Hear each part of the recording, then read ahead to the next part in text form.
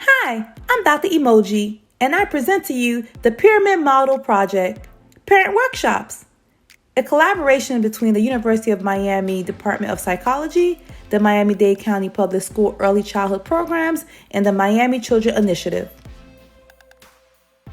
Welcome back to Session 5 of 6 sessions, Positive Solution for Families, Facing the Challenge, Part 1. Before we jump into today's session, let's do a quick review.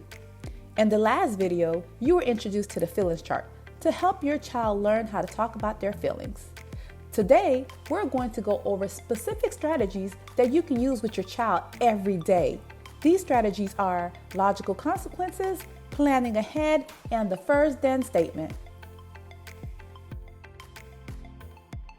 Remember to keep in mind what is reasonable to ask of your child.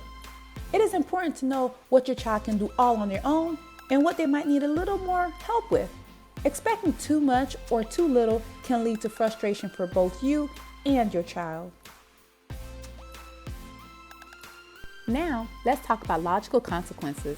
Logical consequences should be stated calmly, clearly, and respectfully. They are alternative to punishment. They help guide children in learning how they are expected to behave in the real world. They must be practiced and enforced. Here are some examples of logical consequences.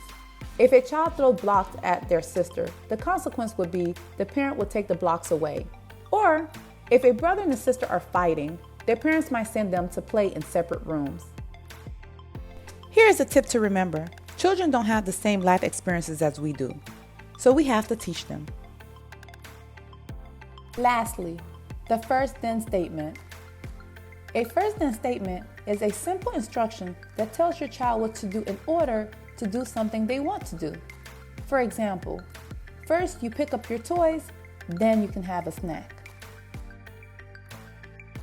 Now let's talk about planning ahead. Try to anticipate what your child may do or may need in various situations. Plan ahead to set your child up for a successful experience. Hope for the best, but always have a backup plan. Now it's your turn. Things to try at home.